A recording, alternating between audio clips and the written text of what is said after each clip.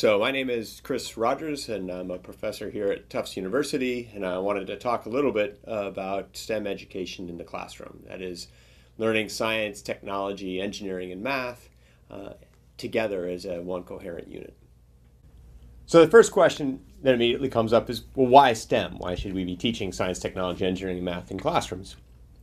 And one of the first questions that comes up there is, what's the difference between science and engineering? And so I guess to start there, science is really trying to understand the world around you, whereas engineering is trying to change the world around you. So as we've seen over the last couple hundred years, engineering has made huge strides in completely changing the world around us, from transportation to the internet and sharing and communication. And it's important that as kids grow older, that they understand the implications of these change. To understand those implications, they need to actually understand something about how these decisions are made. How do we engineer? How do we problem solve? How do we invent? And that's what we want to see happening in classrooms. So this means opportunities for kids to drive their own learning, to kids to come up with their own ideas and their own inventions. And it's important that these are integrated experiences together. Instead of going to science class and then to math class and then to engineering class, that all of these feed upon each other to build a better story. So to learn science and engineering and mathematics and technology all at the same time is an integrated course as opposed to separate courses. And in fact, a lot of schools now are even looking at integrating the arts in there as well and talking about STEAM instead of STEM. As we bring STEM into the classroom, though, it's important for us to look at the science of learning, of understanding how the brain actually learns. How does the brain take in information, retain information, access information? And so if you look across the research of learning, you'll notice a couple of things very quickly. The first is that different brains learn differently, that we don't all learn in the same way. Just like we don't all have the same tastes, we don't all have the same abilities in sports, we also don't all learn in the same way. So what might have worked for you as a teacher to learn some material, or for you as an individual, might not work then for the person whom you're trying to teach. So the only solution is to take the different subjects and teach in many different ways. So through projects, through lecture, through experiments, and to try and make it so that at least one of these ways will access every child in the classroom. It's also important to recognize the difference between memorization and understanding. So typically we tend to ask kids to regurgitate information to us. A lot of times that doesn't necessarily mean that they actually understood the material. And can we find better ways of actually seeing if they've understood the material we're asking them to learn? In that understanding, it's important to understand that students construct, or individuals construct, their own knowledge. And so how do we actually get them to construct the same knowledge that we have, or the knowledge that we want them to learn? And then finally, one of the things that we spend a lot of time looking at is what really catalyzes engineering thinking. What causes kids to start thinking like an engineer? That is, stop following directions and start thinking on their own. Start balancing out constraints and ideas. So I want to quickly talk a little about who we are. So I'm part of a Center for Engineering Education and Outreach at Tufts. And at the center, we actually try and do the same thing of bringing together different disciplines to work together. So we have education doctoral students trying to understand how the brain actually learns information, sitting right next to engineering doctoral students that are trying to develop new tools that will help kids learn materials better. And then we work with thousands of teachers all around the world to actually bring this material into classrooms and see how well it works, and then get feedback from those teachers to try and change both the tools and our understanding of learning. We work with schools all around the world, from Europe to Asia to Australia to North America.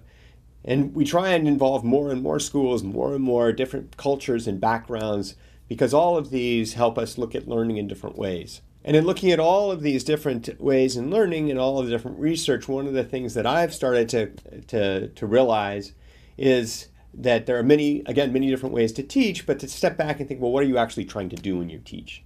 And I think what we're trying to do is we're trying to take some idea, some story that we have in our head, and we're trying to put it in the head of our students.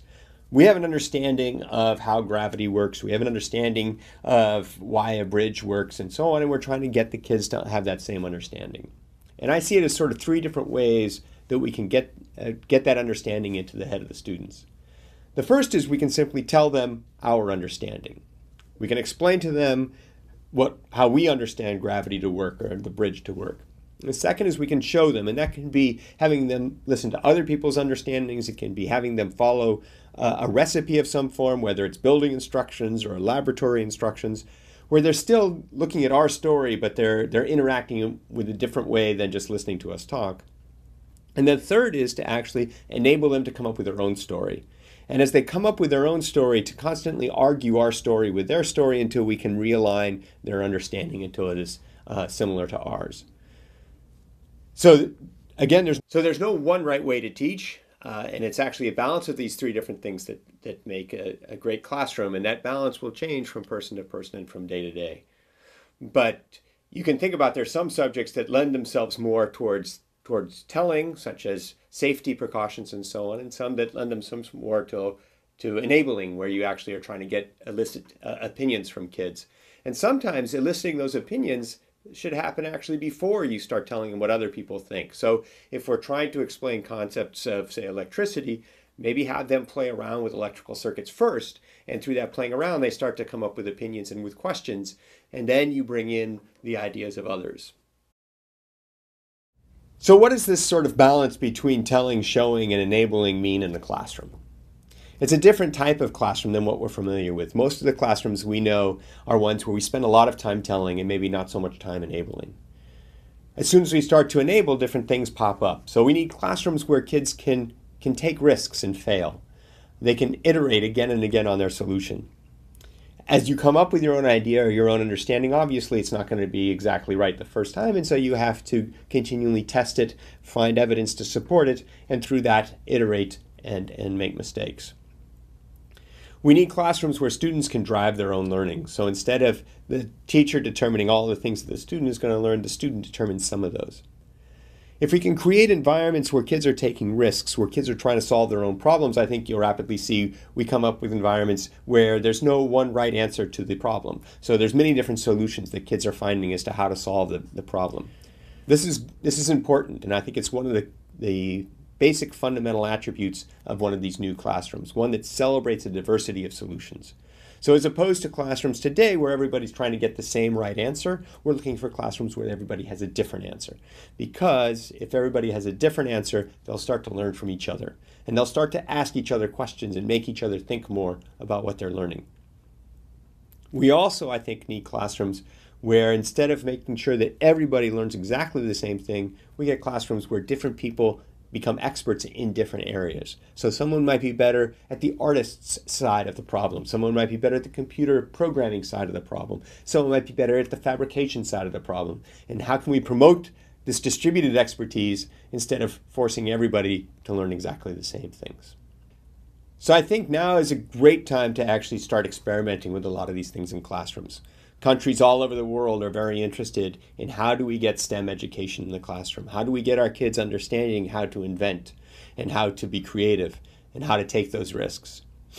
So the first thing we need to do is we need to be able to have the room to experiment and try things in the classroom. That means when we talk about creativity of the child, we also should be thinking about creativity on the side of the teacher.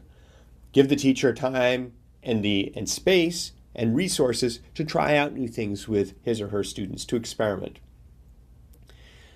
We need to find more ways that we allow these students to drive their own learning, so become active parts in their learning as opposed to just passive receivers of information.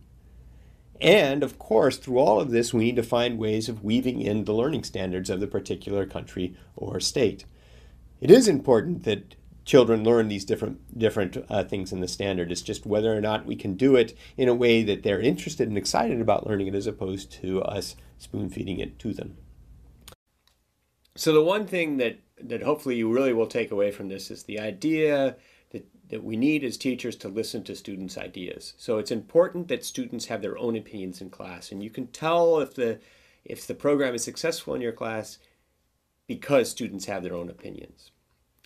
So I'd like to end with an invitation. One of the things we've been trying to work on is develop communities of teachers that are doing this in their classroom, finding ways to bring different teachers with different ideas and different students together and sharing these ideas. And we do this through virtually through legoengineering.com or physically through LEGO Engineering conferences around the globe.